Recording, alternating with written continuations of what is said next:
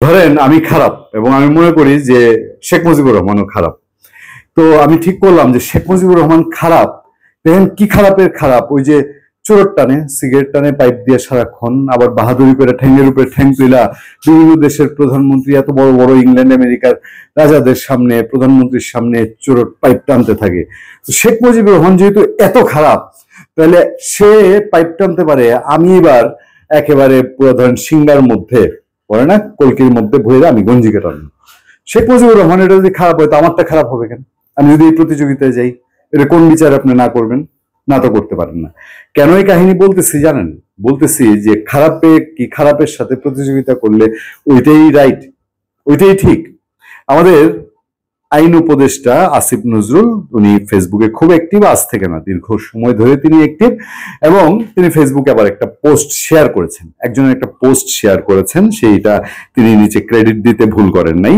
তিনি মোহাম্মদ সাজ্জাদ রহমান, এই ভদ্রলোকের একটা পোস্ট শেয়ার করেছেন, দীর্ঘ পোস্ট, এটা পড়ে শোনালে আপনাদের বেশ সময় লাগবে। মোদ্দা কথা হচ্ছে যে বঙ্গবন্ধু শেখ মুজিবুর রহমান এত খারাপ ছিলেন, উনি 71 সালের পরে 72 সালে তিনি এই ছোট অংশ হলো বাংলাদেশ সরকার প্রধানদের ব্যয়বহুল বিদেশ যাত্রা দেশের ভেতরে সবসময় তর্ক বিতর্ক উস্কে দিয়েছে। তবে 72 সালে তৎকালীন প্রধানমন্ত্রী শেখ মুজিবুর রহমানের সুইজারল্যান্ডের সফর খোদ সেই দেশেই বিতর্কের জন্ম দিয়েছিল, যার খবর যথারীতি ওই সময়ের মূলধারার বেশি পত্রপত্রিকাগুলো এড়িয়ে যায়।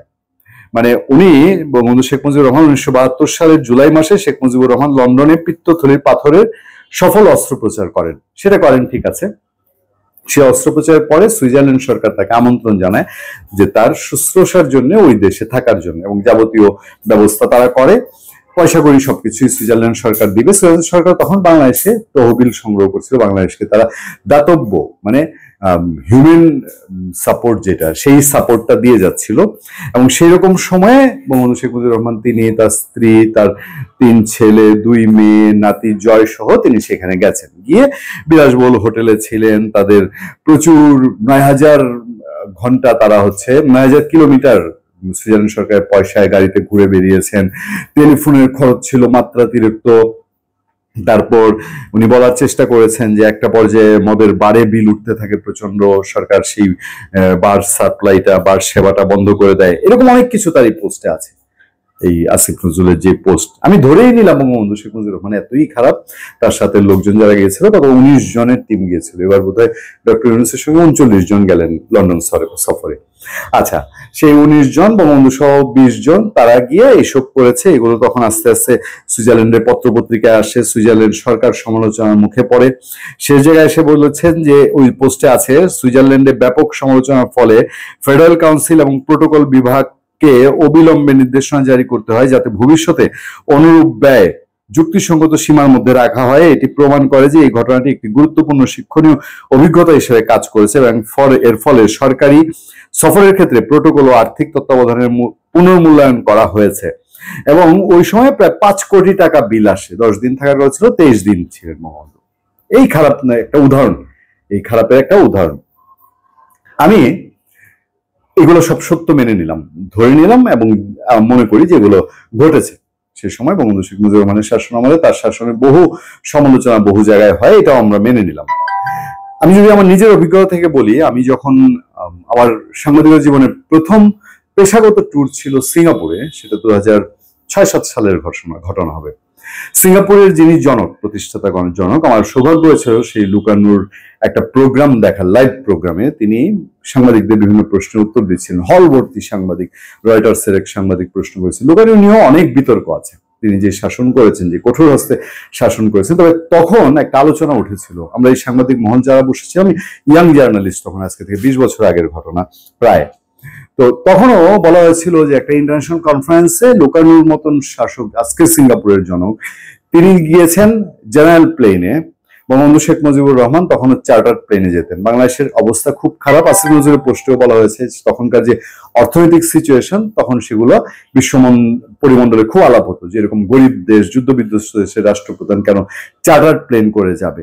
ধরে নিলাম এর সব সত্য, কিন্তু জনাব আসিফ নজরুল যখন আজকে এই প্রসঙ্গটা তুললেন, তোলার কারণ কি হতে পারে? তিনি নিশ্চয়ই বক্তব্যগুলো ওন করেন, আমি যেরকম বিশ্বাস করছি উনিও নিশ্চয়ই বিশ্বাস করেন, বিশ্বাস করে তো তিনি প্রসঙ্গগুলো তুলেছেন। জুলকারনাইন, সাংবাদিক জুলকারনাইন শায়ের, তিনি ডক্টর ইউনূসের সফরের চতুর্থ দিনে, ইংল্যান্ড সফরের চতুর্থ দিনে তিনি, তো জুলকারনাইন শায়ের একটা হোটেল রিসিট তুলে ধরলেন ডক্টর ইউনূস তার 39 জন সফর সঙ্গী নিয়ে যেখানে ছিলেন, এটার তার 4 দিনের রুম ভাড়া, ডক্টর ইউনূসের রুম ভাড়া 40 লাখ, আর বাদবাকি যারা আছে তা মিলিয়ে প্রায় 3 কোটি টাকা। তো এটা নিয়ে দেশের ভেতরে বিভিন্ন জন কথাবার্তা বলছে, প্রশ্ন তুলছে, এবং বঙ্গবন্ধু শেখ মুজিবুর রহমানের তখন যে ট্যুরটা, তিনি যে চার্টার করে গিয়েছিলেন লন্ডন থেকে সুইজারল্যান্ডে, সেই ট্যুরটাও ওই চার্টার প্লেনের ভাড়া, এবং সেটা কি আসলে রাষ্ট্রীয় ট্যুর ছিল নাকি তার ব্যক্তিগত ট্যুর ছিল, এই কথা উঠেছে। এবারের যে ট্যুর, ডক্টর ইউনূস তিনি গিয়েছেন একটি চ্যারিটি সংস্থার তাদের পুরস্কার নিতে, বাট রাষ্ট্রীয় ব্যবস্থাপনায় রাষ্ট্রীয় কোষাগার থেকে টাকা গিয়েছে, এইসব আলোচনা তো উঠেছে। তো ওই যে আমি শুরু করেছিলাম না, শেখ মুজিবুর রহমান পাইপ টানতেন তো আমি চলেন এবার গঞ্জি কাটানি। এখন এই সময়ে এসে শেখ মুজিবুর রহমানের যদি সেই বিতর্কিত ট্যুরের কথাই আসিফ নজরুল তুলে থাকেন, তাহলে কি শিক্ষা নিতে হবে আমাদের, যে এই জাতির প্রতিষ্ঠাতা, এই জাতির অভ্যুত্থানের নায়ক শেখ মুজিবুর রহমান এত টাকা ব্যয় করতেন, দেশের বাইরে ট্যুরে গিয়ে লাক্সারিয়াস জীবনযাপন করতেন, দেশের অর্থের অপচয় করতেন, এবং এটার হিসাব দেওয়ার কোনো তোয়াক্কা করতেন না, পাবলিক কামাল দরিয়ামে ঢাল। এখন আমি তার চেয়ে আরো বেশি গুণ করবো? শেখ মুজিব করেছে, আমি করি, তার কোনো ভালো দিকগুলো নেওয়ার দরকার নেই। শেখ মুজিবুর রহমান জয় বাংলা বলেছে, শেখ মুজিবুর রহমান 17 বছর জেল খেটেছে, শেখ মুজিবুর রহমান পাকিস্তানিদের সামনে বুক চেতিয়ে দিয়েছে, তাকে শেষ করে দিয়ে হলেও বাংলাদেশের অভ্যুদয় ঠেকাতে পারেনি পাকিস্তানিরা, সেই সব, এবং তার দেশপ্রেমের আর যা যা উদাহরণ আছে, আমি ধরেন 71-এর আগ পর্যন্ত বলছি, সেইগুলা কোনো কিছুই আমরা গ্রহণ করব না। আমরা গ্রহণ করব সে পরে গেলে ওই পাইপটা, তো এটা খারাপ অভ্যাস, এই ধূমপান শরীরের জন্য ক্ষতিকর, আর হচ্ছে তিনি দেশের বাইরে গিয়ে অপচয় করবেন, এগুলোই তো আমরা গ্রহণ করব। আমরা এই শিক্ষাই তো পেতে পারি পোস্টটা পড়ে। পোস্টটা যিনি দিয়েছেন, যে কি মিস্টার রহমান, তার কাছেও তো এই প্রশ্নটা আমি করতে পারি, তাই না? ধন্যবাদ সবাইকে, যে এই সময়ে সেই পোস্ট কেন। ভালো থাকবেন, সুস্থ থাকবেন, সত্য করুন এবং সহনশীলতার সাথে। আপনার সাথে আমি আতিক রহমান, পূর্ণিয়া।